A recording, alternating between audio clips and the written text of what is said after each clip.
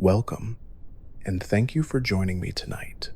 As we settle in, we'll drift into the secret history of Team Rocket, exploring the hidden stories, quiet details, and lasting legacy of one of the most famous organizations in the Pokemon world. From its mysterious leader to the agents who carried its name across regions, every piece of its history tells us something about ambition, loyalty, and change. Let me know in the comments where you're tuning in from tonight, and if you enjoy these calm journeys through Pokemon history, be sure to subscribe so you never miss the next adventure. In the heart of the Kanto region, beneath the calm towns and gentle routes, lies the story of a group that would come to define the darker side of the Pokemon world. Team Rocket was born not from chaos, but from ambition. Its roots stretch back to the earliest years of the Pokemon League, when regions were still shaping laws around the capture, trade, and study of Pokemon.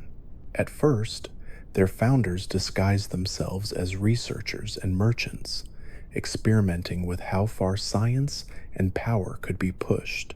Their motto was simple at the time: to expand human potential through the use of Pokemon. But ambition rarely stays pure for long.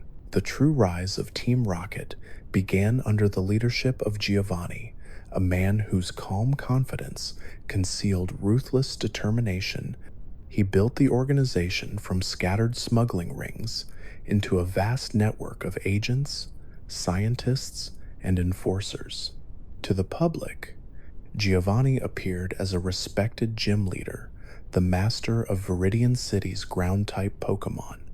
But beneath his gym lay tunnels, laboratories, and command rooms filled with equipment designed for theft, cloning, and control. Those who joined him did so for many reasons. Some for money, others for power, and a few simply for the thrill of belonging to something larger than themselves. The earliest missions of Team Rocket were small. They targeted rare species, stealing eggs, fossils, and research notes from unguarded facilities. Their agents operated quietly, often disguised as ordinary trainers or collectors. Yet, as their operations expanded, so did their boldness.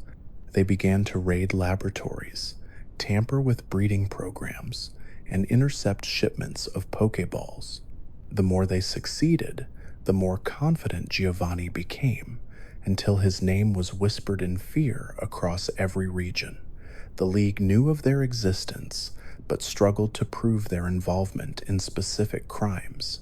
Team Rocket operated like smoke, impossible to hold, always one step ahead. One of their earliest and most infamous experiments involved the study of an ancient species said to contain unmatched psychic potential. Scientists under Giovanni's command worked in secret to harness that power, believing they could create a being strong enough to control other Pokemon entirely. When the creature was finally born, it was unlike anything they had imagined. It turned on its creators, destroying the laboratory and vanishing into the wilderness. This failure marked a turning point. For the first time, Giovanni realized that control over power was not the same as possessing it. Yet rather than learn caution, he doubled his efforts, seeking even greater ways to weaponize Pokemon. Despite his cruelty, Giovanni possessed a strange sense of honor. He saw his actions not as evil but as necessary. To him, the world was divided between those who used power and those who feared it. Team Rocket's philosophy reflected this belief. They taught their recruits that emotions were weakness, and loyalty to Giovanni was the only path to success. Many joined because they admired his strength, seeing in him the courage to act without restraint. His words shaped an entire generation of Rocket agents, convincing them that what they were doing was not theft, but destiny. Their operations extended beyond Kanto. Secret facilities appeared in Johto and the Sevii Islands. There, scientists experimented with genetic enhancement, attempting to improve natural abilities through artificial means. Some of their tests succeeded, producing stronger offspring that fascinated even legitimate researchers. But for every success, countless failures were discarded, hidden deep within forests or caves. These places became known as cursed zones, areas avoided by travelers for reasons they could not explain. Team Rocket left traces everywhere, often in the form of damaged habitats or abandoned equipment, silent reminders of their influence. Their network relied on secrecy and hierarchy. Ordinary grunts knew little beyond their immediate assignments, while higher-ranked members operated in cells, each reporting to a handful of trusted executives. The structure ensured that even if one branch was exposed, the others could continue. Messages were sent through hidden signals, and passwords changed daily. Their safe houses were often disguised as ordinary buildings, warehouses, game corners, or even daycare centers. To an outsider, nothing seemed unusual, but those who knew how to look could find subtle signs of rocket control, coded graffiti, certain patterns of lights, or the presence of trainers who never battled in public. The image of Team Rocket reached beyond the games into the stories told by children and trainers alike. In the animated world, the group took on a more human face through a small trio whose persistence turned them into unlikely icons. Jesse, James, and Meowth were not the most competent agents, yet their determination made them unforgettable. They represented the side of Team Rocket that failed, stumbled, and yet never gave up. While their actions often ended in comical defeat, their loyalty to one another reflected a rare kind of heart. Through them, viewers saw that even within an organization built on greed, friendship could bloom. Meowth's ability to speak the human language was one of the most unique details ever shown in the series. His backstory, involving years of effort to impress another of his kind, turned his speech from a joke into something bittersweet.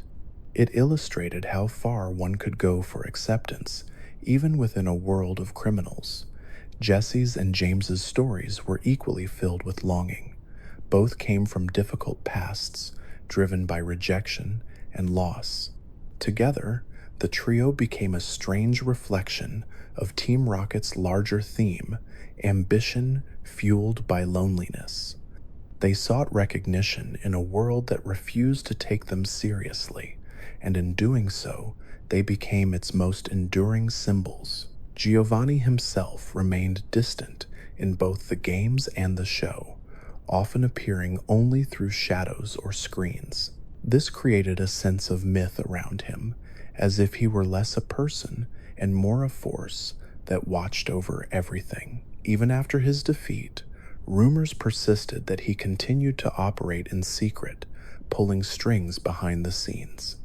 Later stories suggested that his absence led to a power struggle within the organization, as various sub-leaders fought to fill the vacuum.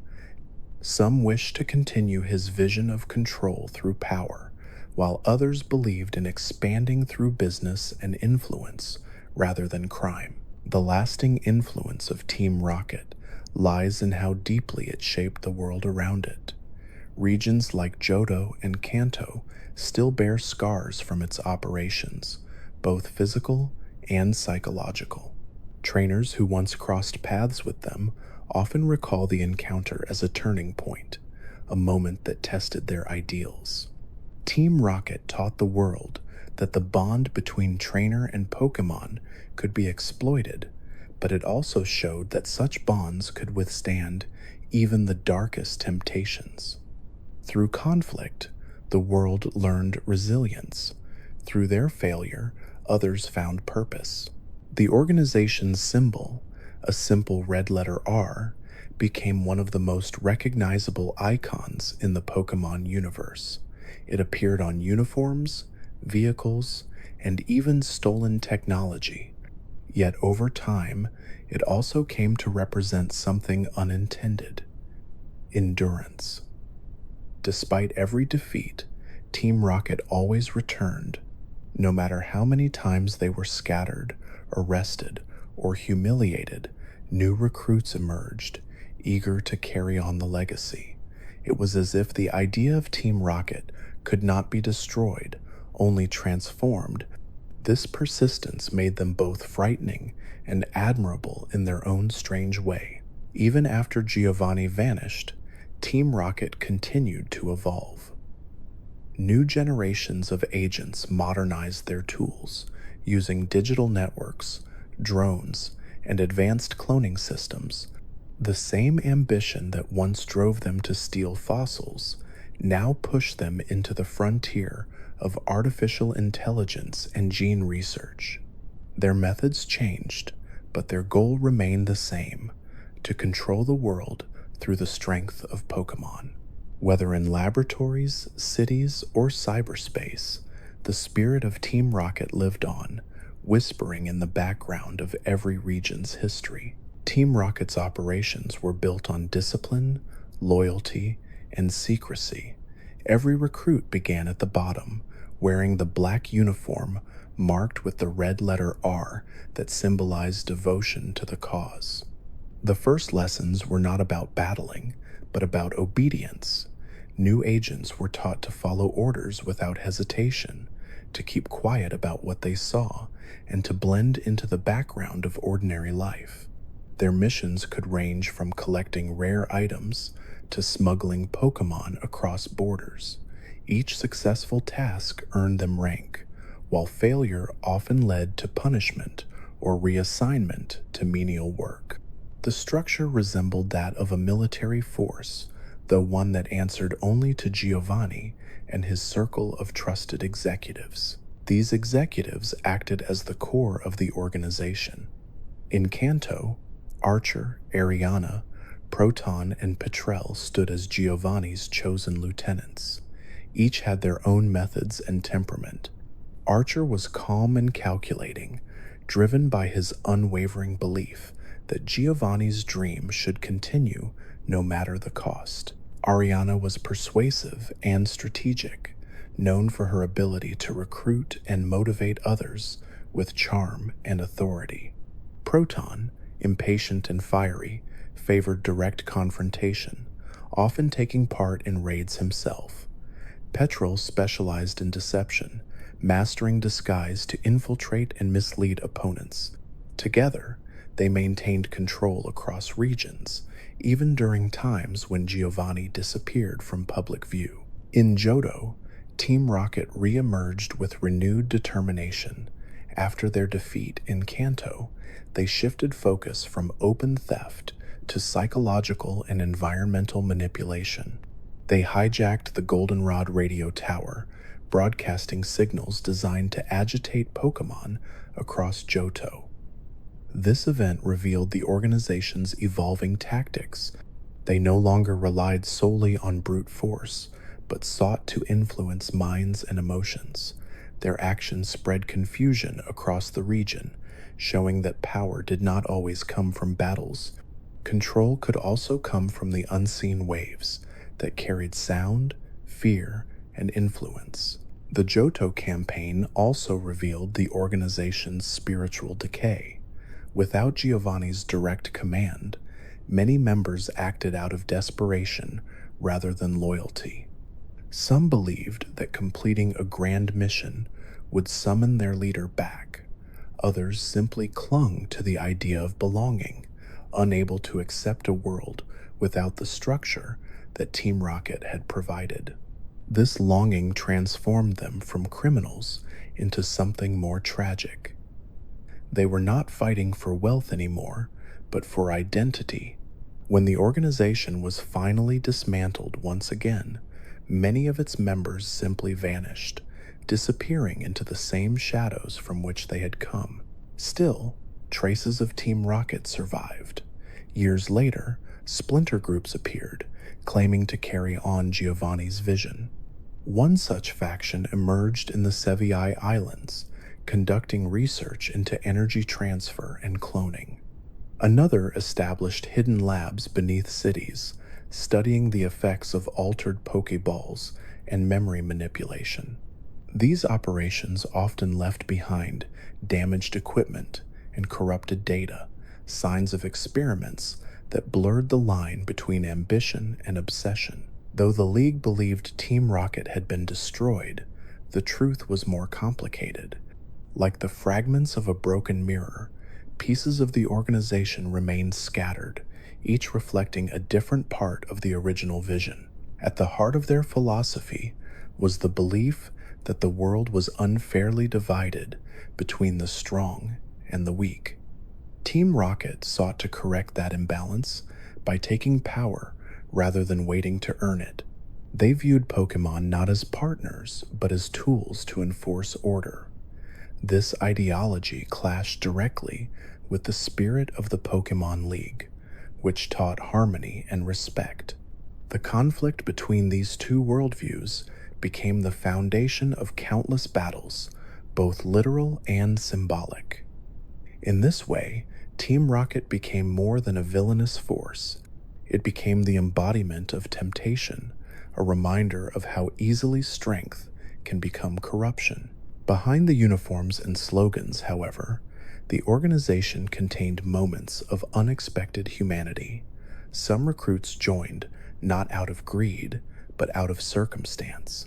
Orphans, wanderers, and failed trainers found a place among the ranks, seeking belonging in a world that had left them behind. For many, the black uniform was not a symbol of evil, but of identity. It gave them purpose, routine, and family. This human side of Team Rocket was rarely shown, yet it existed quietly beneath the surface, giving their story depth beyond their crimes. The creation of specialized technology also defined their legacy. They developed advanced Pokeballs capable of bypassing standard capture resistance, as well as machines that could forcibly evolve Pokemon. Their scientists studied everything from energy storage to communication waves, often pushing the boundaries of what was ethically acceptable. The same minds that worked for Giovanni could have revolutionized medicine or transportation, yet their skills were trapped within a structure that valued control above progress. It is one of the great ironies of their story that such genius was devoted to domination instead of understanding. Among their many schemes, one stands out for its quiet impact on the Pokemon world: the manipulation of trade networks. Team Rocket established hidden routes that allowed them to intercept rare Pokemon being exchanged between regions. These networks disguised stolen creatures as legitimate trades, using falsified trainer IDs and counterfeit Pokeballs. For a time, they controlled a significant portion of the underground market, influencing supply and demand without the League realizing it. This operation demonstrated how deeply they understood human desire. By controlling scarcity, they controlled emotion. Their influence even reached into the hearts of cities. Saffron, Celadon, and Goldenrod all housed secret bases hidden in plain sight. In Celadon, they operated from beneath the game corner, using the noise of slot machines to cover the sound of machinery. Visitors came and went, unaware that beneath their feet, scientists were testing energy weapons and cloning chambers. The blend of public entertainment and hidden corruption became a recurring theme in their history. Wherever joy existed, Team Rocket found a way to turn it into a mask for ambition. Even after their repeated defeats, they left behind an idea that refused to die. Children whispered their name as if it were a legend. Trainers told stories of shadowy figures who appeared when rare Pokemon were near. The League continued to hunt their remnants, but their absence only made them more mythical. Team Rocket became both a warning and a fascination, a story told around campfires about the price of power and the dangers of obsession. In regions far from Kanto, other groups would rise with similar ambitions, but none carried the same aura. While newer teams adopted different philosophies, the original Rocket organization remained the blueprint for villainy.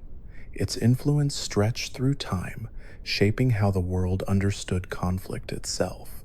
Every generation that faced them learned a piece of the same lesson, that true strength lies not in control, but in compassion. And yet, as long as ambition exists, the shadow of Team Rocket lingers, waiting for another chance to rise. Every organization is shaped not only by its actions, but by the ideas that drive them. Team Rocket was built on a simple yet powerful belief that power must belong to those willing to take it. This philosophy was woven into every layer of the organization, from the highest ranks to the lowest recruits. Giovanni, as the architect of that vision, knew that fear and admiration were two sides of the same coin. He used both to hold control. Those who served him were not simply following orders, they were adopting a way of life. In his mind, compassion was a distraction, and mercy was a form of weakness. Under his rule, strength was measured not by kindness, but by how far one was willing to go to achieve a goal. The black uniform of Team Rocket became more than clothing. It was a ritual. The color symbolized detachment, a rejection of the bright and hopeful ideals carried by League trainers. The red letter R stitched into every shirt represented not only the group's name, but the fire of ambition burning within each member. Recruits were told that when they put on the uniform, their old identities ceased to exist. They were no longer individuals, but pieces of a greater machine. This psychological conditioning created loyalty that bordered on devotion. Many members described the feeling of wearing the uniform as transforming, as though it gave them courage they never had before. Giovanni understood the power of symbolism. He often appeared in a tailored suit rather than armor or elaborate costume. His calm tone and measured speech made him seem untouchable. Even when he spoke softly, those around him felt pressure like a physical weight. To his followers, he was both mentor and monarch, someone who seemed beyond failure. This careful image building made him more than a leader, it made him an idea. When he vanished, that idea continued to guide his followers, even without his presence. The myth of Giovanni became as powerful as the man himself. The motto of Team Rocket changed over the years, but its essence remained. It was a declaration of purpose, disguised as poetry. It spoke of protection and beauty, but beneath those words was the intent to justify domination. The repeated call to blast off carried symbolic meaning as well. It represented defiance, the refusal to accept defeat. It allowed them to turn loss into pride, humiliation into persistence. The psychological structure of Team Rocket relied on hierarchy and dependency. New recruits were paired with mentors who shaped their thinking and habits. These mentors often blurred the line between authority and companionship, creating emotional bonds that tied subordinates to the organization more than ideology ever could. Over time, this system produced loyalty that was difficult to break, even through rehabilitation programs later established by the League. Many former members admitted that leaving Team Rocket felt like losing a family. The sense of belonging outweighed fear of punishment. Inside their hideouts, the environment was designed to reinforce unity. There were no personal decorations or distinctions of wealth. Everything from the layout of sleeping quarters to the placement of communication terminals reminded members that they were part of something larger. Commands flowed downward, but rumors traveled upward, keeping everyone alert. Surveillance was constant, not through machines, but through peers. Every member knew that someone was always watching, creating a culture of caution that discouraged rebellion.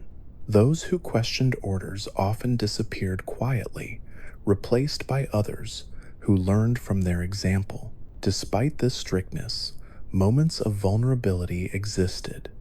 Some Rocket members formed deep friendships, finding comfort in shared danger. Late at night, in underground barracks, recruits would talk about the Pokemon they once trained before joining. They would describe memories of journeys cut short or losses that pushed them into the organization. These conversations rarely lasted long, but they revealed the human cost of Giovanni's vision. Behind every uniform was a person searching for purpose. The tragedy of Team Rocket is that it offered purpose through corruption. The organization's relationship with Pokemon remained complex. Publicly, they treated them as instruments, yet in private, even hardened members formed attachments. Some would secretly care for injured Pokemon rescued from missions, feeding them and giving them names, despite orders to the contrary. These small acts of kindness existed quietly in the shadows, proof that empathy could never be completely erased. Even in the darkest corners of Team Rocket, there were flickers of humanity that refused to die out. Giovanni's belief in strength was not limited to battles. He saw it as a universal law that governed the world. His speeches often referenced nature, describing how only the most adaptable survived. To him, humans were no different from Pokemon, bound by the same rule of survival. This philosophy resonated with those who had struggled in life, those who felt forgotten or powerless. Team Rocket became a sanctuary for them, a place where their pain could be transformed into purpose. But the cost of that transformation was the loss of innocence. The organization's internal propaganda reinforced this worldview.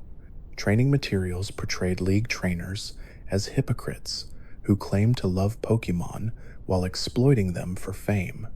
They painted Team Rocket as visionaries who refused to hide behind moral illusions. This manipulation blurred right and wrong until many recruits genuinely believed they were restoring balance rather than destroying it. The longer they stayed, the harder it became to see the difference. Giovanni had not just built an army, he had built a belief system. In the broader world, Team Rocket's presence influenced how people thought about power and trust. Ordinary citizens began to question the institutions meant to protect them. If the League could not stop such an organization, how much authority did it truly hold? The line between law and crime blurred, and this uncertainty became part of Team Rocket's quiet victory. Even when defeated, they left behind doubt. In a way, that doubt was their most effective weapon, more lasting than any theft or experiment. Their story is one of paradox. They preached strength but thrived on manipulation. They sought unity but created division.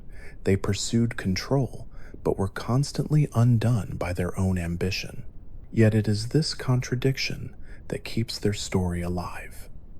Team Rocket is not only a tale of villains, but a reflection of the human struggle between ambition and morality. It reminds us that the greatest conflicts are not fought in secret bases or battle arenas, but within the choices people make when faced with power. At the center of Team Rocket's empire were its experiments. From the outside, the organization seemed obsessed with theft and extortion, but deep within its hidden laboratories, something far more ambitious was happening. Giovanni's scientists sought to rewrite the natural order. They wanted to control life itself. The earliest research focused on capturing and conditioning wild Pokemon to obey commands without question. This was achieved through devices that emitted high-frequency waves, subtle enough to influence behavior, but powerful enough to override instinct. To the outside world, The results looked like ordinary training. Only those who worked in the labs knew the truth, that behind each obedient Pokemon was technology replacing trust. These control systems evolved rapidly. At first, they required direct line of sight, forcing agents to stand near their targets. Later, portable versions were developed, small enough to fit into a wristband or headset. A single signal could turn entire groups of Pokemon into unwilling soldiers. The League eventually traced the design to a laboratory buried under Saffron City, where machines hummed endlessly beneath the streets. The discovery led to raids, but most evidence was destroyed before investigators arrived. To this day, fragments of those devices occasionally appear in black markets, sold by collectors who do not understand what they truly are. Another branch of Team Rocket's science focused on cloning. Inspired by stories of extinct and mythical creatures, Giovanni pushed his researchers to find ways to recreate or enhance Pokemon through genetic copying. The goal was not simply replication, but improvement. The scientists wanted to remove what they saw as flaws in nature. The project began with fossils, using DNA extracted from ancient remains. These early trials produced unstable results. Some clones could not survive long outside controlled environments, while others showed aggression far beyond their natural counterparts. Yet even failure was seen as progress. Every mistake taught the researchers more about how far life could be manipulated. One of the most infamous results of this research came from the attempt to harness psychic potential beyond any natural limit. The experiment required years of preparation, combining advanced cloning with mental conditioning. The scientists believed that if they could create a being strong enough to control others, they could rule entire regions without armies. When it finally succeeded, their creation turned on them, destroying everything it saw. The explosion of that laboratory became a defining moment in Team Rocket's history. Giovanni survived, but many of his closest scientists vanished.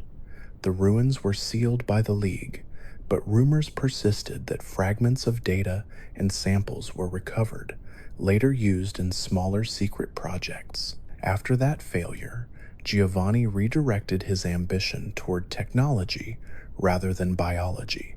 He commissioned the development of advanced Pokeballs capable of overriding natural resistance. These modified devices used microbursts of compressed light to trap Pokemon instantly, regardless of strength or willingness. Though the technology was never perfected, prototypes surfaced years later, showing that the idea had not died. In several regions, variations appeared under new names, suggesting that the designs had been stolen, sold, or adapted by others long after Team Rocket's fall. The ripple of their innovation continued, influencing even legitimate research without acknowledgement. Team Rocket's experiments also extended into communication. They created machines that could project human thoughts into electromagnetic patterns, allowing commands to be transmitted silently to Pokemon. The intention was to eliminate verbal communication entirely, creating soldiers who could battle through thought alone. Test subjects reportedly suffered severe exhaustion from repeated exposure. Still, Giovanni believed that perfection was only a matter of persistence. For him, ethics were luxuries of the weak. He considered morality a chain that kept humanity from evolving. That belief drove his scientists to continue, even as their creations grew unstable. The consequences of these projects reached far beyond the labs. In nearby forests and caves, wild Pokemon began exhibiting erratic behavior, attacking travelers without provocation. Ecosystems became unbalanced as species migrated to escape the effects of experimental waves. Rangers who studied these patterns discovered traces of metal and energy residue, linking them back to rocket operations. Some of these disturbances lasted for years, long after the equipment was removed. Even today, trainers exploring the deeper parts of Kanto occasionally report finding strange devices buried in the ground, pulsing faintly with forgotten energy. In Johto, similar research took a different form. Scientists there experimented with radio frequencies rather than cloning, seeking to influence Pokemon emotions remotely.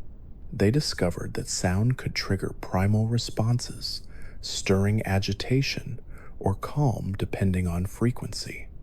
This discovery led to the infamous broadcast from the Goldenrod radio tower. By amplifying those waves, Team Rocket could manipulate Pokemon across entire regions. The plan was ambitious: to create chaos so widespread that the League would be forced to negotiate. But the system backfired when local trainers disrupted the broadcast. The failure exposed their methods to the world, turning what had been secret into scandal. The moral fallout of these projects was immense. Many scientists who had once believed in progress realized too late that they were destroying the very world they sought to understand. Some defected, providing information to the League in exchange for protection. Others went underground, continuing their work in isolation. It is said that one of these defectors created a counter-signal device that could disrupt rocket technology, though whether it was ever used remains unknown. The rest either vanished or were silenced by the organization before they could speak. Not all of Team Rocket's experiments were scientific. Some were psychological. They studied how loyalty could be manufactured through reward and fear. Grunts were sometimes given Pokemon whose obedience depended on consistent exposure to their handler's voice patterns. This created emotional dependency between human and Pokemon, binding them through manipulation rather than trust. When separated, the creatures would grow restless and refuse to battle. These subtle forms of control made rebellion nearly impossible. Even if an agent wanted to leave, their own partner Pokemon would resist, conditioned to associate freedom with punishment. In time, these methods evolved into propaganda tools. Team Rocket distributed stories across underground networks, claiming that the League exploited Pokemon for profit. They portrayed themselves as liberators, rescuing creatures from human hypocrisy. This narrative attracted idealists who genuinely believed they were joining a movement for justice. Giovanni understood the power of belief better than anyone. He knew that lies mixed with truth created the most loyal followers. By offering purpose to the lost and pride to the rejected, he built an army that believed it was saving the world even as it corrupted it. The aftermath of their experiments shaped the moral landscape of the Pokemon world. Laws were rewritten to regulate research, and oversight councils were formed to prevent abuse of technology. Yet the irony remained that much of this progress came only because of the chaos Team Rocket had caused. They forced the world to confront uncomfortable questions about control, evolution, and the limits of human ambition. Even in failure, they advanced understanding, leaving behind a legacy both terrible and transformative. Their story is not simply one of evil, but of how good intentions twist under pressure. The dream of harnessing power for progress became a nightmare of domination. Each experiment, each lab, each invention began with curiosity and ended in destruction. And yet, behind the ruins and broken machinery, there was always the same question, lingering quietly in the dark. How far would someone go to change the world, and at what cost? The most dangerous part of Team Rocket was never its technology or its armies. It was the way it moved unseen. The organization learned early that power was not only about strength but about presence. Giovanni's network reached deep into the everyday world, blending with normal life so thoroughly that most people never realized how close they were to it. The group had accountants, traders, delivery workers, and shopkeepers who lived ordinary lives by day while moving information and stolen goods at night. Every major city in Kanto had at least one of these hidden channels. Celadon was one of their earliest strongholds. The game corner, bright and noisy, with music and flashing lights, became the perfect disguise.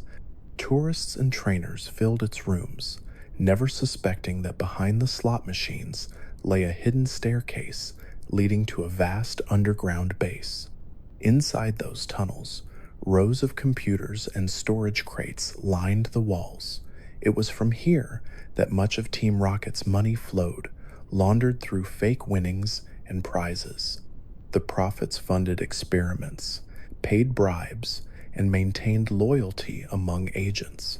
Those who worked there often said the sound of the machines never stopped. Even after the game corner closed at night, the hum of power continued in the dark below.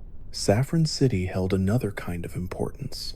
As a hub of science and business, it offered access to cutting-edge research and new recruits with technical skills. Team Rocket infiltrated several companies by posing as investors and suppliers. Sylph Co. became their ultimate target, not only for its technology, but for the influence it held over communication systems throughout the region. The takeover attempt began quietly. Agents entered as staff, slowly replacing key personnel until the company's leadership was surrounded by people loyal to Giovanni. When the League finally intervened, the building had already become a fortress. Though the mission failed, it showed how deeply Team Rocket understood human systems. They did not always need to fight. Sometimes, they only needed patience. Their presence in smaller towns was equally subtle. In Lavender, they interfered with Pokemon Tower, exploiting the spirits of deceased Pokemon to drive away locals and gain control of the property. The plan was to repurpose it into a new base of operations, but the haunting energy proved unpredictable. Superstitions spread, and even rocket agents began to avoid certain floors. In the end, the building was abandoned, left as a monument to their failure and arrogance. Stories of voices echoing through the night persisted long after they were gone. Pewter and Cerulean had quieter ties. There, Team Rocket operated through collectors and dealers who specialized in rare fossils and evolutionary stones. These items were valuable not only for money, but for research. By controlling the flow of rare materials, they influenced markets and slowed League progress. The organization's reach extended even into the trade routes connecting regions. Couriers loyal to them transported goods in hidden compartments, often disguised as shipments of harmless supplies. The League's inspectors never found anything because to the untrained eye, it all appeared legitimate. The structure of their communication was equally brilliant. Team Rocket avoided electronic signals that could be traced. Instead, they used coded phrases, physical tokens, and simple visual signals. A single red mark on a doorway or a card, folded in a specific way, could convey an entire message. This system made infiltration by outsiders almost impossible. It also created an air of mystery within the organization itself. Many grunts never knew the true names of their superiors. They only recognized voices or symbols. To them, Team Rocket was less a group of people and more a living shadow. Among the ranks, there were countless ordinary stories. Not every member dreamed of domination. Some joined out of desperation, drawn by promises of food, shelter, and belonging. In a world where the League celebrated strength and victory, Many who failed to become trainers felt forgotten. Team Rocket offered them a chance to matter. For some, it became the only family they had ever known. This sense of belonging kept even low-ranking grunts loyal. Long after they realized the truth of Giovanni's ambitions, they did not stay for money or power. They stayed because leaving meant losing everything familiar. Within the organization, daily life was structured like that of an army. Training began before dawn with drills and battle simulations. Recruits learned to use specialized gadgets, hack communication devices, and blend into crowds.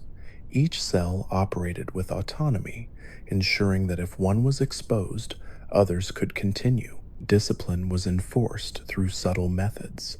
Punishments were psychological rather than physical. Those who disobeyed found their privileges removed, their Pokemon reassigned, or their identities erased from internal records. In the world of Team Rocket, existence itself was conditional on obedience. Despite the fear, camaraderie existed among the ranks. Grunts often shared food and stories in dimly lit cafeterias, laughing quietly between missions. They spoke of Giovanni with reverence, though most had never seen him in person. To them, he was both leader and legend, a figure who seemed above mortality. His rare appearances were treated as sacred events. When he entered a room, silence would fall.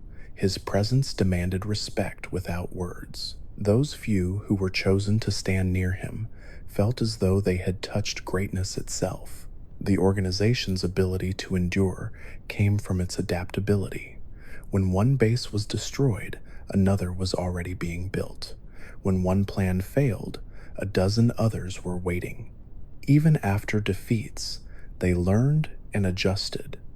The motto that echoed through their ranks was simple: survive, rebuild, return. It became a cycle that defined them. Every downfall became a lesson. Every setback was treated as proof of destiny. This persistence made them impossible to erase completely. They understood that time could be an ally, the world would forget, and when it did, they would rise again. One of the most overlooked aspects of Team Rocket's operations was how deeply they studied human nature. Their agents were trained to observe emotion, to read hesitation, and to exploit doubt. They used empathy as a weapon, turning kindness into vulnerability. Many of their most successful missions began with conversation rather than confrontation. They knew that people often revealed more through what they tried to hide. To Giovanni, manipulation was the highest form of intelligence. In his view, victory earned through understanding was superior to victory earned through strength. This belief turned Team Rocket into something far more dangerous than a gang. It became an idea rooted in patience and precision. Their power grew from the belief that no one could truly defeat them because no one could see all of them. For every hideout discovered, another remained untouched. For every agent arrested, two more were already in training. Like the roots of a tree hidden beneath the soil, the organization spread quietly, feeding on the world above. Even when the League declared them destroyed, the truth was that Team Rocket never vanished. It simply waited for the next opportunity to move again. When Team Rocket fell in Kanto, the world thought it was over. The League dismantled their bases, seized their resources, and arrested hundreds of members. For a brief moment, peace returned. But beneath that calm surface, something far quieter was happening. The ideology that Giovanni created began to spread beyond the borders of one region. It passed from one disillusioned scientist to another, from a former grunt to a new leader searching for direction. Team Rocket had always been more than an organization. It was a mindset. Wherever ambition met opportunity, its shadow reappeared. In Johto, the group rebuilt in fragments. Small bands of loyalists gathered in remote areas, using the ruins of old hideouts as meeting places. Without Giovanni's guidance, they lacked clear direction. Some believed he was still alive, hiding and waiting for the right time to return. Others claimed to receive orders through encrypted messages, though no one ever proved their source. These remnants continued to act in his name, hijacking communication systems, stealing supplies, and spreading the message that their leader's vision had not died. Each act was a way of keeping the legend alive. They were no longer an army, but a faith. As the years passed, the influence of Team Rocket reached new lands. In Hoenn, whispers spread of organizations studying ancient power and natural disasters. In Sinnoh, secret factions began experimenting with distortion and creation. Though these groups were separate, the foundation of their beliefs echoed rocket philosophy, that the world could be reshaped by those with enough courage to claim it. Some of their founders were rumored to have trained under Giovanni or his executives, carrying fragments of his ideology across the regions like seeds scattered by wind. The names changed, but the dream of domination remained the same.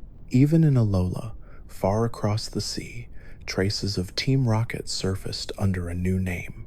There, the group rebranded itself as a more refined version of its former self, combining old methods with modern charm. The tropical setting masked the same ambitions that had once driven their operations in Kanto. They used advanced technology to manipulate dimensional energy, showing that the organization's spirit could adapt to any era. While their uniforms changed, the symbol of the red R remained hidden in their insignia, a quiet reminder that no matter how much time passed, the same ambition still lived beneath the surface. Giovanni's disappearance after his defeat left an absence that no one could fully fill. The League claimed victory, but behind closed doors, they feared what it meant. A man that powerful did not simply vanish. Some believed he had gone into hiding to rebuild in silence, while others thought he had been studying forces beyond human understanding. Over the years, sightings were reported in multiple regions, each unconfirmed. The mystery only grew, transforming Giovanni from a criminal into a myth. His name became a warning and a fascination, the perfect ghost story for a world built on balance and order. Those who had once served him carried his lessons into new lives. Some became researchers or trainers, trying to redeem their past, yet even they could not deny the influence he had left on them. His teachings about strength, control, and self-reliance lingered in their minds. Many of them found themselves mentoring others with the same intensity Giovanni once showed, unknowingly continuing the cycle. The League's rehabilitation programs struggled to remove those ideas completely. Power, once learned, is difficult to unlearn. Meanwhile, smaller rocket cells operated in secrecy. Some turned to cybercrime, hacking League databases and interfering with Pokémon transfers. Others focused on smuggling and information trading. These groups rarely used the rocket name openly, but their structure and behavior revealed their origins. A few even reintroduced the Red R insignia in hidden markings, as if paying silent tribute to the organization that had given them identity. Though disconnected from one another, they all shared the same principle that Giovanni had instilled long ago: control the flow of information, and you control the world. The League, recognizing the threat, formed specialized divisions to monitor and contain these remnants. International cooperation between regions increased, leading to the creation of new laws designed to prevent organized manipulation of Pokémon. Yet even as the League grew stronger, it could never completely erase the mark Team Rocket had left. Every act of reform carried a trace of their influence, a reminder that the rules of power had been rewritten in response to them. Giovanni's empire had forced the world to adapt, and in doing so, it had become part of the world's foundation.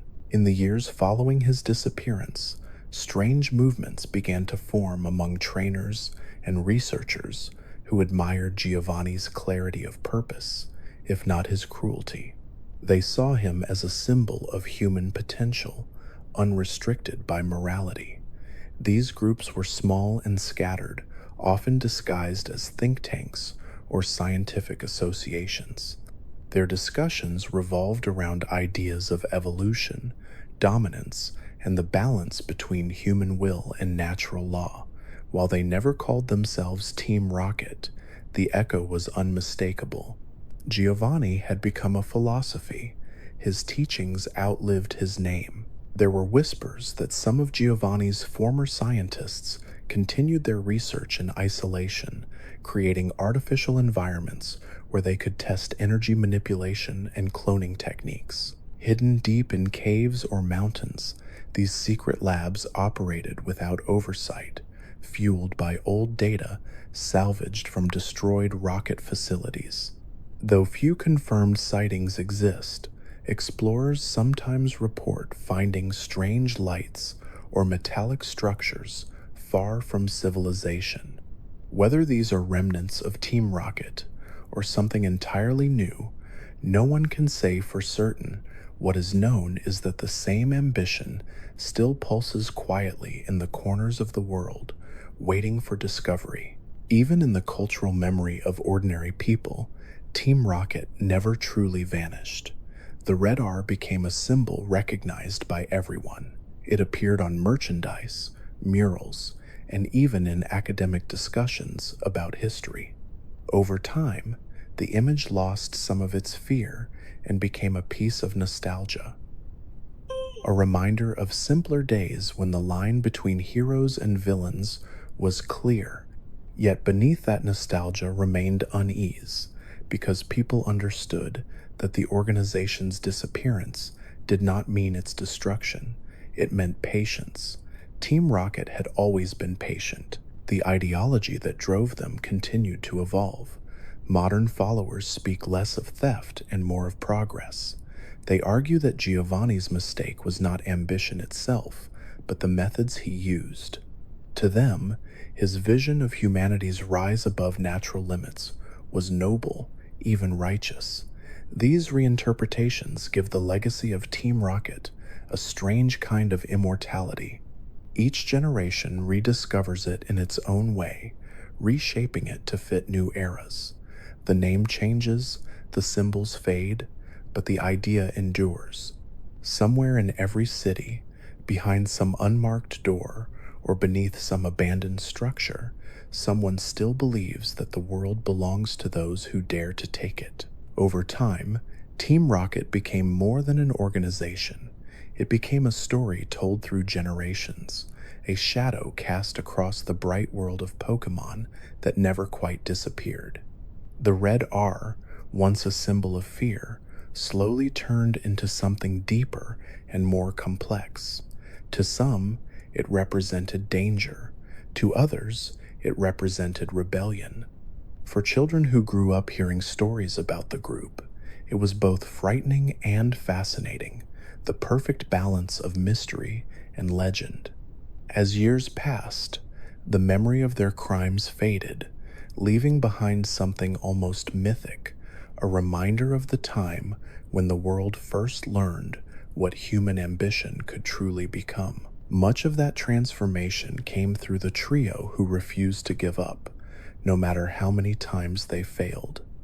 Jesse, James, and Meowth changed how people viewed Team Rocket forever. What began as a single squad of bumbling agents turned into an enduring legacy of humor, loyalty, and persistence. They were meant to represent failure, yet somehow they became symbols of something far more meaningful. Every time they rose from the ashes of another defeat, shouting their vow to return, they turned loss into resilience. For many viewers and players, they became the emotional heart of Team Rocket's story. Their personalities reflected the organization in miniature. Jessie embodied ambition and pride. She wanted to prove her worth in a world that had never given her recognition. James, kind but directionless, showed how people could be drawn to darkness simply by searching for belonging. Meowth, with his broken speech and endless determination, showed the cost of chasing acceptance. Together, they revealed the human side of Team Rocket, the part that existed beneath the structure of control and cruelty. Their friendship was their greatest strength, even when everything else around them fell apart. Their adventures often ended in failure, yet each defeat carried warmth. They were laughed at, blasted away, and mocked, but they never stopped caring about one another. The trio's story transformed Team Rocket from faceless villains into something relatable. They reminded audiences that behind every mask and every motto, there were people who wanted to be seen and loved. It was this paradox that gave Team Rocket lasting power. They were villains who could make you smile, and in that contradiction, they became unforgettable. Even within the world of the Pokemon series, their presence changed perception. Citizens who once feared the Red R began to associate it with the antics of three hopeless dreamers rather than ruthless criminals. Over time, this softened image blurred the line between fact and fiction. The organization's real atrocities faded into rumor, replaced by tales of comic failure. Team Rocket had become part of the world's folklore. Children dressed as them during festivals. Shops sold imitation uniforms. Their motto was repeated playfully, detached from its original menace. It was no longer a declaration of conquest. It was a piece of nostalgia. Yet beneath the laughter, the story of Jessie, James, and Meowth carried a quiet sadness. They chased dreams they could never catch, driven by loyalty to a boss who rarely acknowledged them. Their journey was one of constant hope against impossible odds. In a world filled with heroes destined for victory, they represented the ordinary soul that keeps trying, even when success never comes. This persistence gave them a strange dignity. Viewers saw in them the reflection of their own struggles, the failures, the disappointments, and the small triumphs that make life meaningful. As the years went on, the trio's roles evolved. They became explorers of their own humanity, questioning what it meant to belong to an organization like Team Rocket. There were moments of doubt, times when they considered leaving but could not bring themselves to do it. The uniform had become part of who they were. It gave them identity, even as it trapped them in a cycle of endless attempts. This tension made their story far more human than heroic. Their loyalty to Giovanni remained unshaken, though deep down they seemed to understand that his world and theirs would never truly align. In one quiet moment remembered by many fans, they stood beneath a fading sunset after another failed mission. Instead of anger, there was peace. Jessie looked toward the horizon and smiled, saying that at least they had each other. That sentiment captured everything Team Rocket had come to mean. It was no longer about domination or power. It was about connection. Even the most broken dreams can hold beauty when shared with someone who understands them. Outside the story itself, Team Rocket's influence extended into culture. Their motto became one of the most recognizable phrases in the Pokemon world. The rhythm of their words was comforting, familiar, and timeless. It reminded people of childhood, of laughter before sleep, of adventures that never truly ended. Artists, writers, and fans created tributes that celebrated not their crimes, but their spirit. Team Rocket became a metaphor for perseverance, a reminder that even those who fail repeatedly can still bring joy to others. The League, for its part, tried to rewrite their legacy through education. Museums displayed recovered rocket technology, while textbooks described their schemes as cautionary tales. But the truth could never be fully separated from the myth. People remembered them in their own way, and over time, the world forgave what it once feared. That forgiveness did not erase their wrongdoing, but it showed how stories evolve. Every villain eventually becomes a lesson, and every shadow eventually fades into memory. In a strange way, Team Rocket achieved what Giovanni always wanted, though not in the way he imagined. He wanted power that would never die, and through his organization's persistence, he found it not in control, but in memory. The red R continues to appear, not as a mark of fear, but as a symbol of nostalgia, ambition, and persistence. Even those who never lived through their reign recognize the image. It represents something timeless, the dream of rising higher, even when the world keeps knocking you down. Long after the collapse of Team Rocket's known operations, one question refused to fade. What happened to Giovanni? His name carried an almost mythical weight, a figure both feared and respected, whose disappearance left a silence that spoke louder than any speech. Some believed he vanished into exile after his defeat in Viridian City, retreating into the wilderness to reflect on his failures. Others whispered that he continued to pull the strings of hidden factions, controlling them from behind the scenes through coded messages and trusted lieutenants. The truth was never confirmed, but that uncertainty became part of his power. Giovanni's absence turned him from a man into a legend. Official records from the Pokemon League listed him as missing, presumed inactive, yet stories from travelers painted another picture. In remote corners of Johto, trainers spoke of a man in a dark coat seen visiting ruins, always alone, studying ancient tablets that described the balance between humans and Pokemon. In the Sevii Islands, fishermen claimed they had once carried a stranger who matched his description to an uncharted island where he vanished into the mist. Each rumor added to his legend until Giovanni became less a person and more a ghost that haunted the edges of history. Those who had once served him clung to these stories like faith. The belief that he was still alive gave purpose to the remnants of Team Rocket. They told new recruits that he was gathering knowledge, waiting for the world to weaken before returning. Executives like Archer carried this belief as truth, working tirelessly to prepare for his supposed comeback. Their dedication was both admirable and tragic. They did not serve for money or ambition anymore, but for hope that their leader would one day step out of the shadows and guide them again. In some versions of the story, Giovanni had changed. The defeat he suffered at the hands of a young trainer was said to have shaken him deeply. For the first time, he saw that strength without empathy was hollow. Some tales claimed that he began studying the natural world, seeking to understand the very creatures he once used as tools.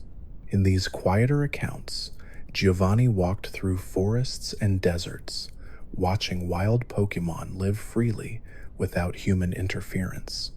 To some, this redemption story seemed impossible. To others, it made sense.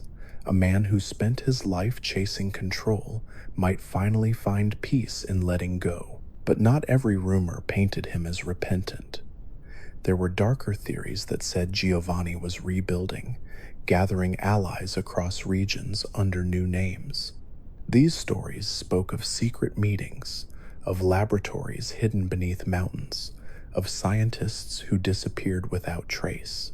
Some claimed that his voice still echoed through encrypted frequencies, guiding operations that the League could not trace. The truth behind these whispers was never proven, but the fear they inspired was real. Even without evidence, The idea that Giovanni might return kept the world alert. Years later, fragments of evidence surfaced. A coded document found in a destroyed base contained instructions signed only with a single initial. Old surveillance tapes recovered from the Jodo era showed a silhouette resembling him giving orders to unknown figures. The League dismissed these as coincidences, but those who once served him saw confirmation. They believed that Giovanni was testing them, waiting to see which of his followers would remain loyal when he finally returned. This faith bound them together more tightly than any command ever could. In time, even the League began to sense his lingering influence. Unexplained spikes in illegal activity would appear across multiple regions at once, then vanish as suddenly as they came. Smuggling routes and hidden markets operated with an efficiency that suggested central coordination. Yet no leader could ever be identified. Investigators theorized that Giovanni's name was being used as a mythic code, a rallying cry among criminals who had never even met him. To invoke his name was to invoke authority. He had become an idea that moved through rumor and fear alone. In the popular imagination, Giovanni became both villain and visionary.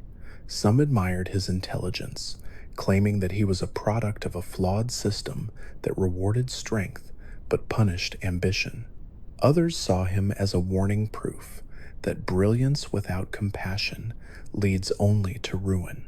In academic circles, historians studied his life as a reflection of human duality, the tension between control and understanding. His story was taught in schools not only as history, but as philosophy. Children learned about his downfall as a lesson in humility, while older students debated whether his vision was truly evil or simply misunderstood. In more personal accounts, those who had once encountered Giovanni described him as calm, deliberate, and strangely captivating. He had the ability to make people believe in his vision completely, even when they knew it was wrong. That charisma was what made him dangerous. He did not command through fear alone, but through faith. To follow him felt like being part of something destined for greatness. Even those who turned against him later admitted that a part of them still admired his certainty. In a world filled with doubt, Giovanni offered clarity, even if that clarity led to darkness. As time went on, sightings of Giovanni continued to appear, often in the same kinds of places he had always favored: ruins, mountains, and deep forests untouched by civilization. In each story, he seemed older, quieter, but still possessing the same unmistakable presence. Some say he was searching for balance, others that he was gathering strength for one last attempt to reclaim what he had lost. The truth remains unknown, but perhaps that is how he wanted it. Giovanni understood better than anyone that mystery is power.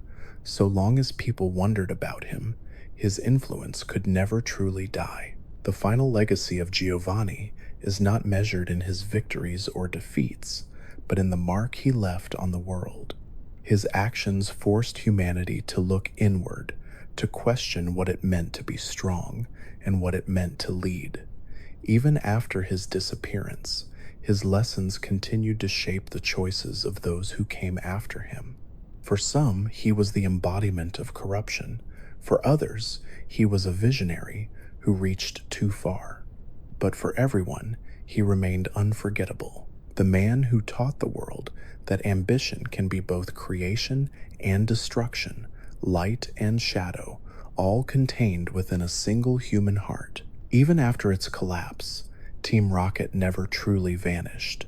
Its presence remained in quiet corners of the world, woven into memories, ruins, and stories passed between trainers. The League claimed victory, but those who had lived through the chaos understood that victory over an idea is never complete. The organization's technology had been destroyed, its bases dismantled, and its members scattered, yet the influence of its philosophy lingered like smoke. What Giovanni built could not be erased by force because it had already taken root in thought. In the years that followed, the Pokemon League began to rebuild the regions most affected by Team Rocket's reach. Entire divisions were created to monitor scientific ethics, research approval, and trainer conduct. Surveillance networks expanded to detect patterns of smuggling and cloning. These systems were meant to prevent another group like Team Rocket from forming, but they also reshaped how the world viewed freedom. Where once trainers traveled freely, there were now checkpoints and regulations. It was an ironic outcome. The more the League tried to protect the world from Team Rocket's legacy, the more it began to resemble the structure it feared. For many, the red R became a symbol of both warning and nostalgia. It appeared on old posters, arcade walls, and collector items, fading into something harmless and familiar. Children who never experienced the true terror of Team Rocket grew up with its image as a part of history, like a ghost story told around campfires. Yet for older trainers, that symbol carried heavier meaning. It was a reminder of how fragile peace can be when ambition turns unchecked. They remembered the sound of alarms in Saffron, the empty labs left behind in Celadon, the towers that hummed with strange energy long after the group was gone. These memories ensured that the name Rocket was never spoken lightly. Over time, new organizations rose in different regions.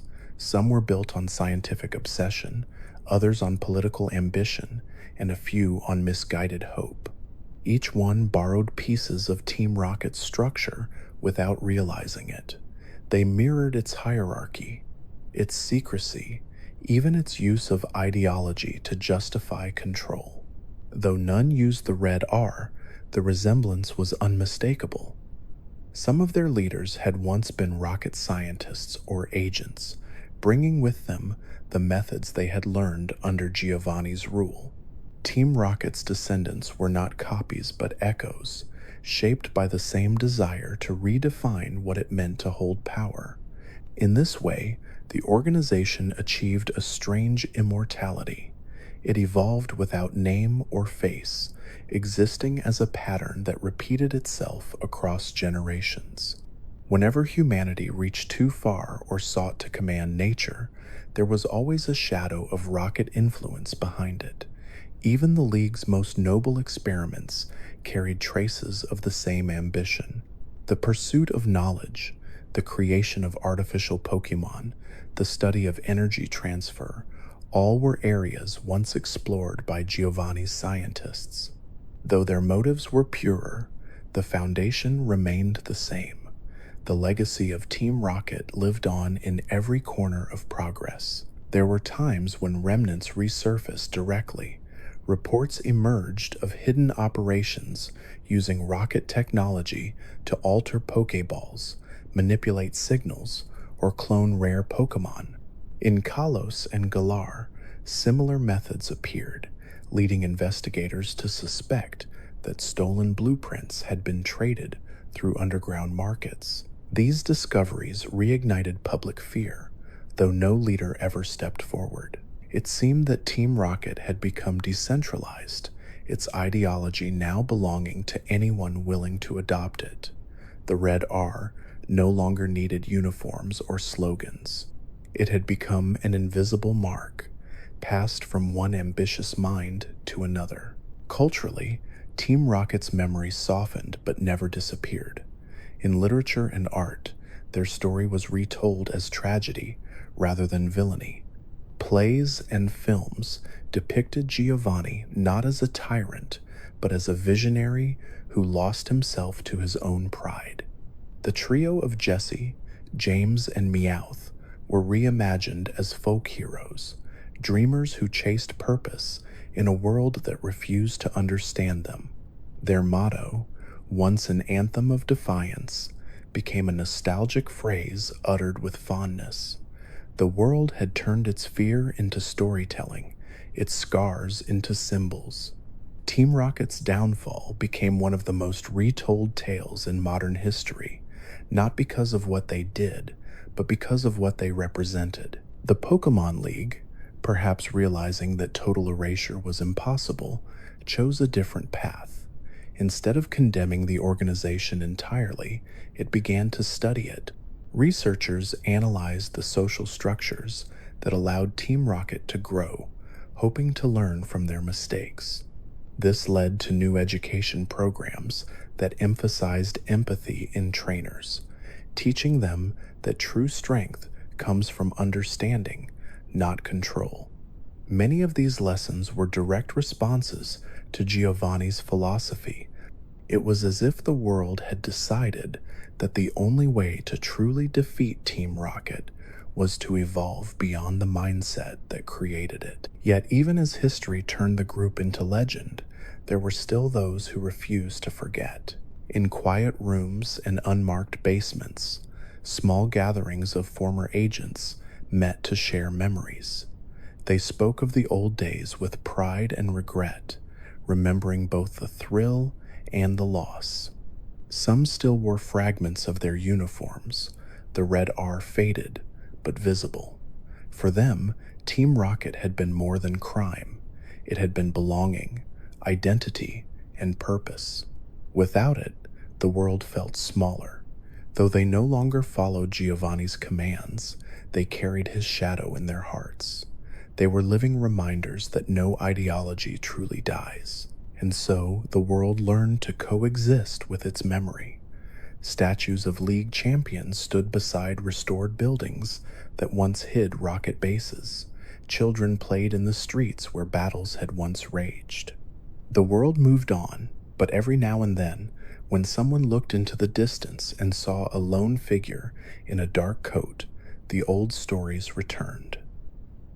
Perhaps Giovanni was still out there, watching, or perhaps his legacy was simply alive in those who still believed that power could shape destiny.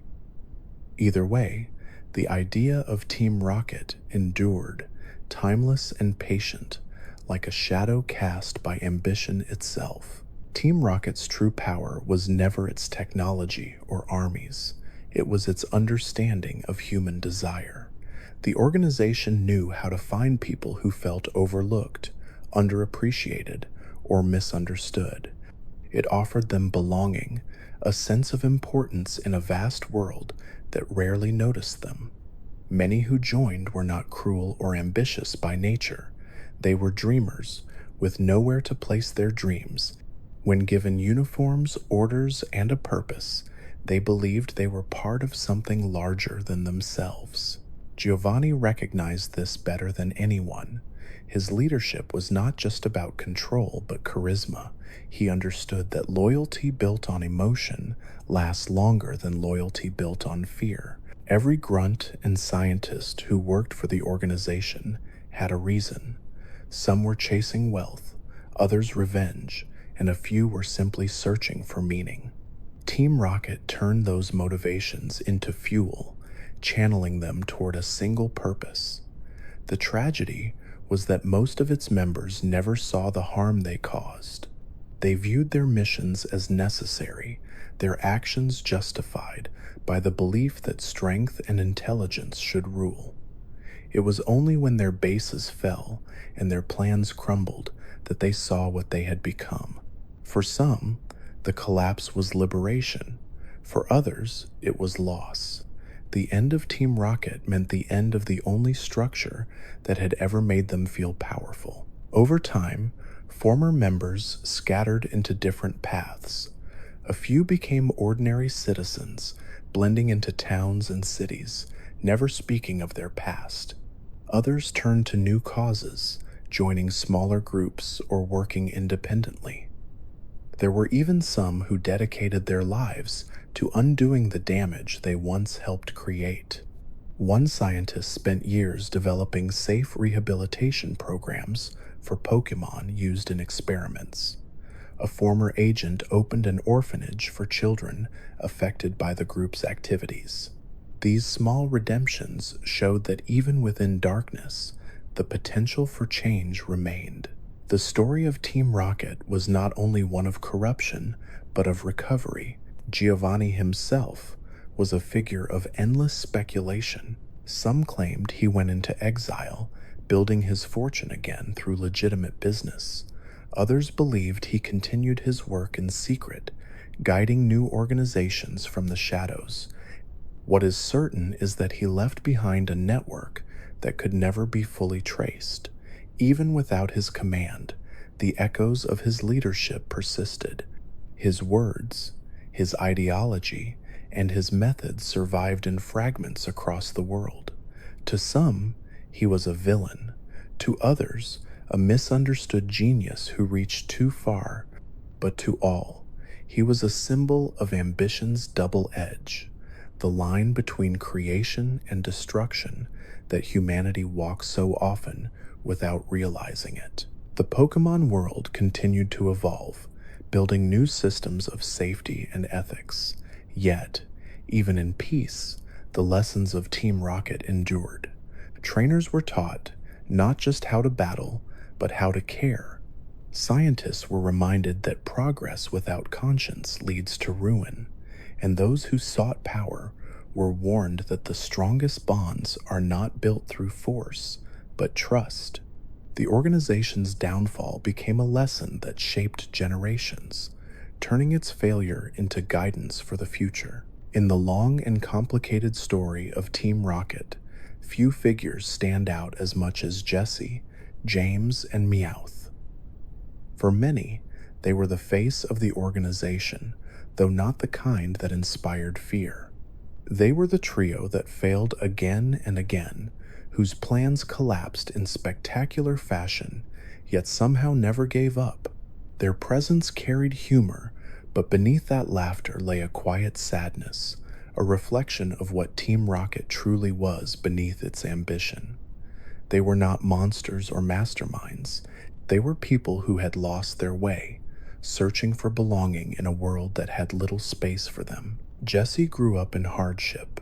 Her childhood was marked by absence, with her mother leaving to pursue the organization's dangerous missions and never returning. That loss shaped her in ways few could understand.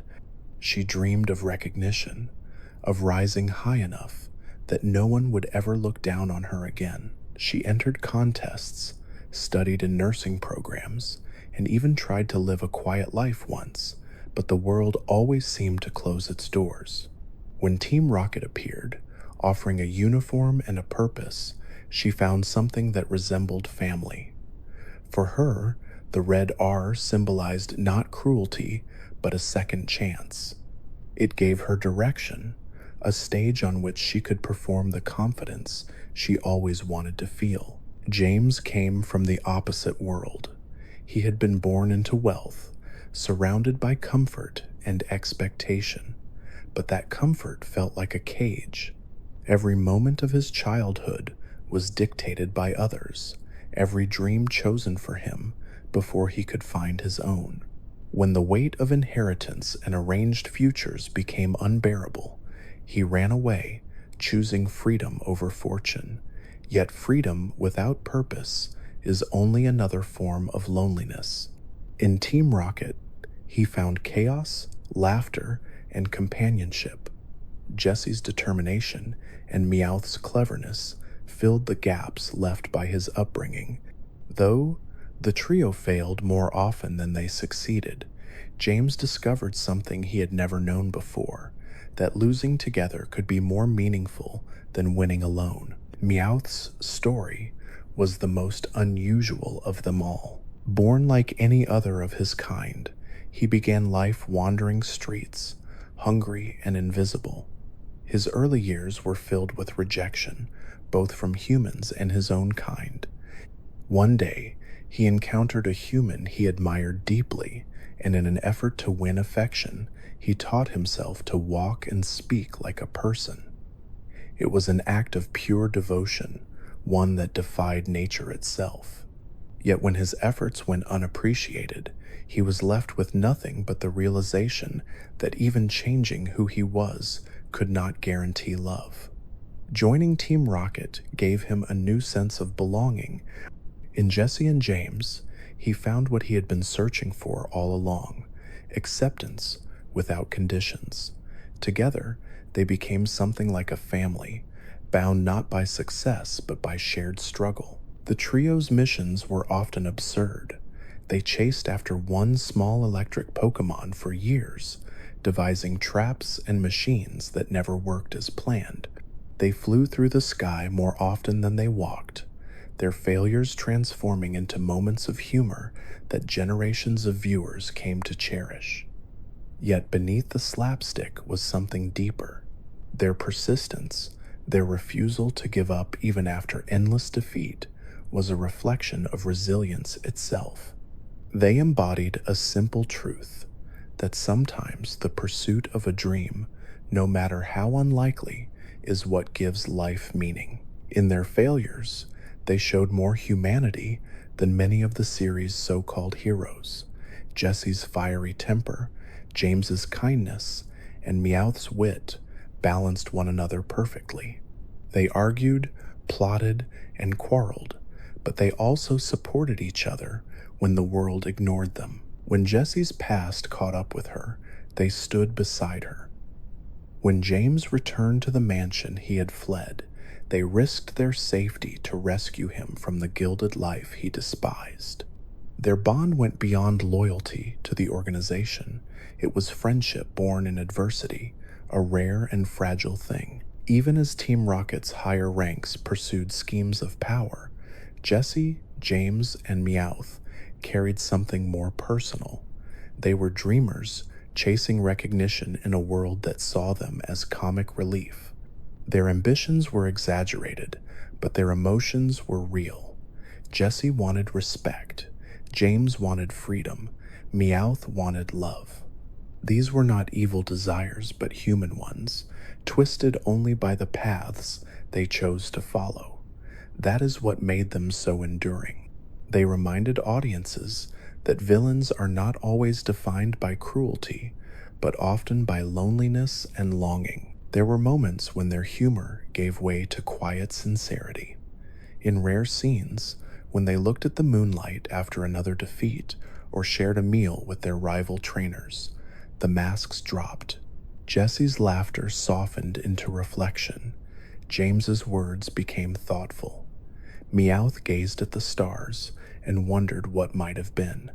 Those moments were fleeting, but they revealed a truth that the series carried quietly in its heart: that even those who lose constantly can still find peace if they have someone beside them. As the years passed, the trio became icons of persistence. They traveled through regions, reinventing themselves with each new adventure, adapting their plans but never their bond. They blended into new disguises, built new contraptions, and reappeared, as if time itself could not erase them. For children watching across generations, they became comforting constants, characters who failed but never gave up. In that way, they embodied a kind of hope. They proved that even when the world sees you as a joke, you can still find meaning in the journey itself. Behind their comedic routines lay an unspoken truth about the nature of Team Rocket as a whole. The organization was built on ambition without empathy, but Jesse, James, and Meowth turned that ambition into something more humane. Their goals were selfish on the surface, yet they often helped others by accident or through small moments of compassion. There were episodes where they rescued Pokemon from danger, consoled children, or questioned whether their missions were worth the cost. These glimpses of conscience showed that even within an organization devoted to control, kindness could survive. Their story also revealed something profound about the meaning of failure.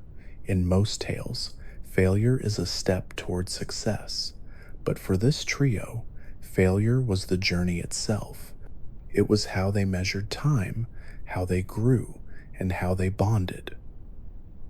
Every loss became another shared story, another laugh, another reason to keep going. They showed that purpose is not always found in triumph, but in persistence. to fall and rise again, to care enough to try, despite knowing the odds. That is what makes a story worth telling. In many ways, they were reflections of Giovanni's legacy inverted. Where he sought control, they found freedom in chaos. Where he ruled through order and fear, they thrived through unpredictability and emotion. He built structures to enforce power, while they built friendship out of disorder. Their path was one of rebellion against the very hierarchy they served. Though they wore the same insignia, they represented something different entirely. They were proof that humanity could exist even within an organization built on manipulation. The trio's motto, repeated countless times, became something like poetry. Its rhythm, its confidence, and its absurdity captured the spirit of who they were. It began as an introduction of villains, but became a declaration of identity. They announced themselves not because they needed to, but because they wanted to be remembered. The world may have laughed, but that laughter was acknowledgement, and for them, acknowledgement was enough. Every time they spoke those words, they reclaimed a little piece of dignity in a world that often dismissed them. As time went on, their image softened. They became beloved not as antagonists, but as symbols of perseverance. The audience grew with them, recognizing the warmth beneath their foolishness. In a sense, they transcended the organization itself. When Team Rocket as a whole faded from the storyline, Jesse, James, and Meowth endured. They had outlived the empire that had given them purpose, because their purpose had changed. What began as a mission of capture became a lifelong journey of companionship. In their final appearances, there was a sense of closure without finality. They still plotted, still dreamed, still soared into the sky after another failed scheme. Yet something about their tone shifted. It was less desperate, more self-aware, as if they too had accepted their place in the world. They understood that chasing an impossible goal was not failure, it was freedom. For them, to keep trying was to stay alive. Their story has lasted across decades because it mirrors something deeply human. Their antics were exaggerations, but their emotions were universal.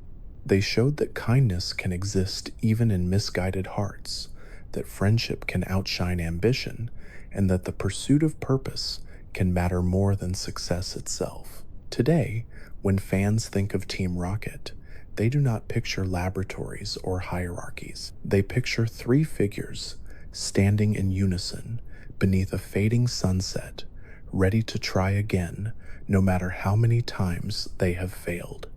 Jesse's determination, James's heart, and Meowth's dream still echo as reminders that everyone carries both light and shadow within them. Their bond remains one of the most enduring symbols of loyalty in the Pokemon world, a testament to how shared struggle can create unbreakable connection. If Giovanni's empire represented control, the trio represented resilience. If the organization's story was about power lost, theirs was about spirit found. In the end, they were not defined by the letter on their uniforms, but by the laughter they left behind. Their failures became comfort, their persistence became inspiration, and their friendship became legend. Team Rocket's legacy began with ambition and ended with affection. It taught that even those who walk the wrong path can stumble into meaning, that compassion can bloom in the unlikeliest places, and that sometimes trying your best, even in defeat, is enough to leave a mark on the world. Jesse, James, and Meowth never caught their elusive target, but they captured something far more lasting the hearts of everyone who watched them fly toward the stars one more time, determined to return just as they always did. The story of Team Rocket is remembered not only for its crimes, but for what it revealed about the world itself.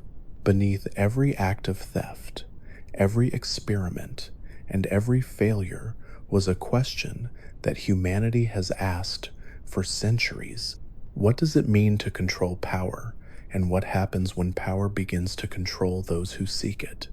Team Rocket's rise was more than a tale of ambition. It was a mirror held up to society, reflecting both the brilliance and the fragility of human curiosity. When Giovanni built his empire, he did not do so out of hatred. He did it out of belief. He saw a world full of potential, filled with creatures capable of shaping nature itself, and he believed it was humanity's duty to guide that power. His flaw was not in his intelligence, but in his certainty. He thought that discipline could replace understanding, that obedience could replace harmony. By trying to perfect the relationship between people and Pokemon through control, he lost sight of the bond that gave that relationship meaning in the first place. That idea became the foundation of everything that followed. The cloning projects, the creation of artificial life, the manipulation of genetics and emotion were all born from a simple thought that progress required domination. To Giovanni, the ends justified the means. The strength of his empire came from the brilliance of its scientists and the devotion of its followers, yet it was undone by the same qualities. When ambition grows unchecked, it becomes blindness. When loyalty is built on hierarchy, it becomes dependence. The structure he built was flawless in design, but hollow at its core because it lacked compassion. Over time, the world learned from his mistakes. The collapse of Team Rocket forced people to ask whether the pursuit of strength could exist without cruelty. It inspired a generation of researchers to seek balance rather than dominance. Projects that once focused on control began to focus on care. Instead of designing ways to weaponize Pokemon, scientists created tools to heal and understand them. Devices that once tracked obedience were reimagined to measure happiness. These changes were not the result of regulation alone, but of conscience. The shadow of Team Rocket reminded everyone that progress without empathy is destruction disguised as innovation. The philosophy that rose in response became known as the principle of coexistence. It taught that power is most stable when shared, that the bond between people and Pokemon is not a chain, but a dialogue. This philosophy shaped the modern league's education system, training young trainers not only in battle but in respect. It also changed the way society viewed failure. Where Team Rocket saw defeat as humiliation, the New World saw it as opportunity. Each mistake became a lesson, each setback a chance to grow. In this way, the organization's legacy was transformed from warning into wisdom. Still, the memory of their ideology lingers. In remote regions, there are whispers of new groups that carry fragments of the old belief. They do not call themselves Team Rocket, but their words are familiar. They speak of efficiency, control, and human dominance. Some wear suits and work within corporations. Others operate quietly on the edges of legality. What connects them is not a name, but a mindset, the same one that Giovanni once nurtured. It is a reminder that darkness never truly vanishes. It changes shape, waits for new ambition to awaken it, and tests whether the world has truly learned. Philosophers and historians often describe Team Rocket as the necessary shadow of progress. Without it, the world might have never questioned the limits of power. Every era, they say, needs its mistakes to remind it of its boundaries. The story of Team Rocket serves that role. It teaches that knowledge is not dangerous until it forgets empathy, and that control becomes cruelty when it ceases to listen. These lessons echo not just in science, but in every act of creation. Some scholars see Giovanni as a symbol of duality. He was both visionary and tyrant, both dreamer and destroyer. In him, the world saw its own reflection. His downfall was not born from ignorance, but from clarity taken too far. He understood too much of the world and too little of himself. His organization followed his example, building wonders that defied imagination, but forgetting why those wonders mattered. The tragedy of Team Rocket lies in that imbalance, the moment when knowledge outpaces wisdom. For many, the group also represented the cost of ambition. Every trainer who strives to be the best carries a shadow of that same hunger. The difference lies in intention. Team Rocket sought to prove superiority, while true trainers seek connection. The distinction is small but vital. The moment power becomes an end rather than a means, the journey begins to resemble Giovanni's. The story of Team Rocket is therefore not about villains in uniforms, but about the part of human nature that desires control when it should seek understanding. This philosophy shaped generations after their fall. It influenced how gym leaders taught their students and how scientists wrote their codes of ethics. Even the Pokédex entries of later years began to change tone, describing creatures not as resources, but as partners. The language of companionship replaced the language of ownership. Where Team Rocket once demanded loyalty, trainers now earned it. The world began to rebuild itself on trust rather than command. Yet, even with these changes, Team Rocket's ghost still stirs questions. Can good truly exist without the presence of evil to define it? Can progress exist without risk? The world of Pokemon found its balance not by erasing darkness, but by acknowledging it. Team Rocket became a story told to young trainers as both a warning and a comfort. It reminded them that mistakes, when understood, become stepping stones. It taught that redemption, though difficult, is always possible. In the years following the organization's disappearance, artists and writers began to reinterpret their story. Paintings depicted their laboratories as crumbling monuments overtaken by nature. Novels reimagined Giovanni's final days as moments of introspection rather than conquest. The group that once represented fear became a metaphor for the human tendency to repeat its own history. Their story was not erased, but transformed into art, literature, and education. It became part of the collective memory, woven into the identity of the world they once sought to control. For those who lived through the chaos, the scars remained.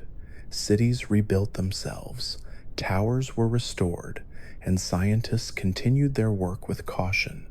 Yet whenever a thunderstorm passed over Saffron or lightning illuminated the old ruins near Celadon, there was always someone who whispered that Team Rocket's legacy was still alive, not in crime, but in remembrance. The world no longer feared their return because it had learned that understanding their mistakes was more powerful than denying them. In the end, Team Rocket became more than an organization. It became a symbol of evolution, not of creatures, but of humanity itself. It showed that even the darkest intentions can teach light if they are faced with honesty. It reminded the world that ambition must always be tempered by compassion, that control without care leads only to emptiness, and that true strength comes not from domination, but from harmony. Every trainer who throws a Pokeball, every scientist who designs a new device, and every child who dreams of adventure carries within them a fragment of that lesson. Team Rocket's story may have begun with greed, but it ended with understanding. The red R, once a mark of fear, became a reminder of growth. And perhaps, in that transformation, their greatest failure became their greatest gift to the world. After the collapse of Team Rocket, the world began to heal in quiet, deliberate ways. The League tightened its laws, scientists rewrote their ethics, and the regions that had once trembled under Giovanni's shadow slowly returned to calm. But rebuilding was not simply about cities and laws, it was about spirit. The organization had left more than ruins. It had left doubts, questions, and reminders that progress without compassion carries a price. What followed was a slow and gentle evolution, one shaped by reflection rather than force. In Kanto, the cities that once served as rocket strongholds became symbols of renewal. Saffron, where their headquarters had once stood, rebuilt its skyline with glass towers that let in light from every angle. The old underground tunnels were sealed, but their remains were preserved as memorials, places where visitors could walk and remember what happens when ambition consumes empathy. Celadon, once home to a hidden laboratory, transformed its business culture. Corporations began funding programs for young trainers, encouraging creativity and honesty rather than secrecy. What had once been a city of concealment became a place of transparency. Even in smaller towns, the effects could be felt. Viridian, the city Giovanni once ruled as gym leader, became a quiet sanctuary. The gym stood empty for years before being reopened as a center for mentoring young trainers who struggled with discipline or purpose. The philosophy of that place changed entirely. Where once battles were tests of control, they became lessons in respect and restraint. Giovanni's name was never erased, but his story was taught as a warning. Visitors often described the gym as peaceful, its walls covered in vines and its training grounds open to the sky, a space where nature had been allowed to reclaim what structure once suppressed. Researchers who had once worked for the organization found themselves at crossroads. Some vanished, retreating from public life, while others came forward seeking forgiveness. A few dedicated their lives to restoring balance to what they had disturbed. Projects that once explored artificial creation shifted toward preservation. Fossil research became focused on understanding ecosystems rather than recreating them. The machines once used to manipulate energy were repurposed into healing technology. It was as if the world had collectively decided that creation without conscience would never again be acceptable. The League established new commissions to oversee the ethical boundaries of science and training. These commissions were not built on punishment, but guidance. They sought to ensure that curiosity would never again grow without moral reflection. Trainers were taught from an early age that every decision carried weight. The lessons of Team Rocket were woven into textbooks and academies. Students learned not just about power, but about humility, not just about command, but about partnership. The Red R became a chapter in education rather than a shadow in history. Beyond policy and reform, the memory of the organization changed how people saw their relationships with Pokemon. Trainers began to speak more gently to their partners, recognizing that true loyalty came from trust. Contest halls, breeding centers, and battle facilities all began to celebrate empathy as much as skill. In places where rocket agents had once captured creatures by force, sanctuaries now stood, caring for those left behind by the chaos. The world seemed determined to prove that compassion could outlast fear. Artists and writers continued to interpret the legacy in new ways. Songs were written about redemption, about those who walked through darkness and found light again. Painters depicted Giovanni as a fading figure in the distance, his red R dissolving into mist. Poems spoke of towers collapsing into gardens, of machines turning into instruments of healing. The arts became the final stage of restoration, transforming grief into beauty and memory into peace. Even in faraway regions, the lessons of Team Rocket shaped the future. Hoenn built its research around coexistence between land and sea, ensuring that the mistakes of control would not be repeated. Sinnoh used its ancient myths to teach balance between time, space, and spirit. Unova explored freedom and ideology, showing how belief can both unite and divide. Every region carried a fragment of Rocket's warning, adjusting its culture to ensure that progress would never again lose sight of kindness. The trio of Jesse, James, and Meowth faded slowly from the public eye, though stories of their adventures continued to circulate. Some believed they eventually left Team Rocket behind completely, settling into lives of quiet anonymity. Others imagined them still wandering together, chasing dreams and laughter somewhere the world could not find them.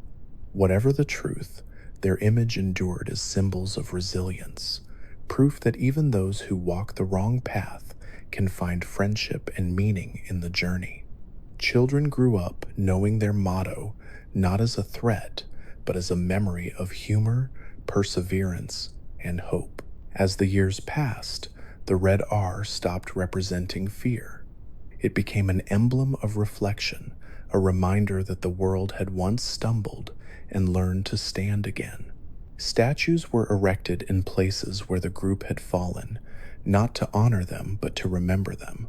The plaques read not of conquest, but of lessons learned.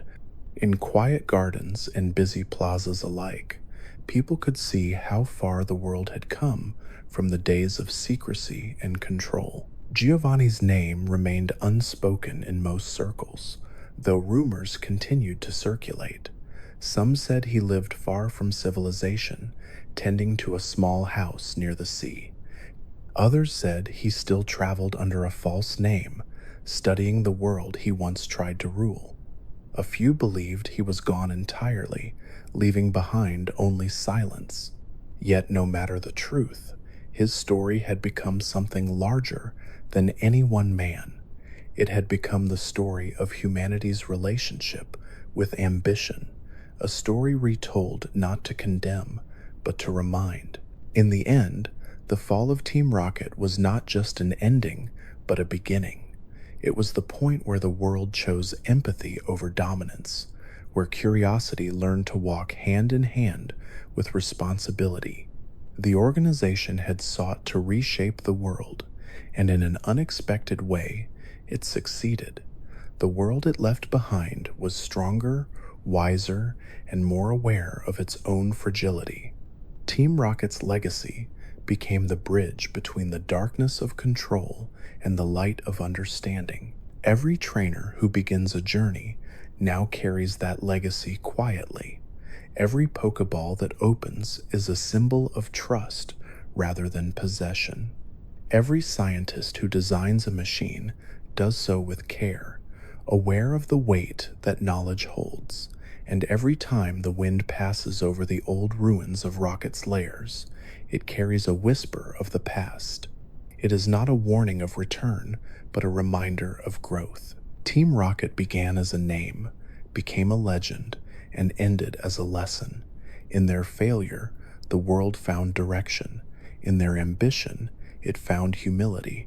And in their story, it found a truth that endures across generations, that even in the pursuit of power, what defines us most is not what we control, but what we choose to care for.